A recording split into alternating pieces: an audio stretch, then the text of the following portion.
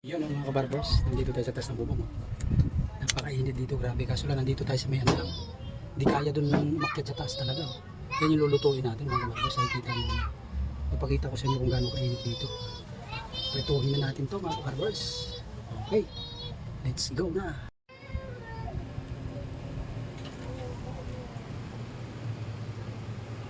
Yun mga kabarbers, kumukulo-kulo na.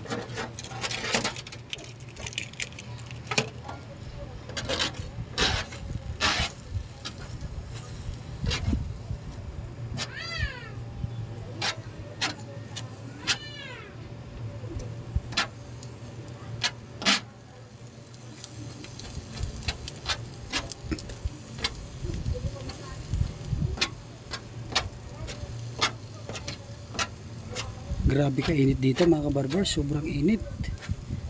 Nasa taas ng bubong tayo, sobra talaga. Luto yung itlog mga kabarbers, sa init lang yan oh. Nakikita nyo naman oh. Diba? Hindi scripted yan mga kabarbers. Sa kainit talaga natin ngayon, grabe. Oh. Diba mga kabarbers, nakikita nyo naman nasa bubong tayo. Ganyan kainit dito mga kabarbers. Di na natin naluto yung tuyo mga kabarbers.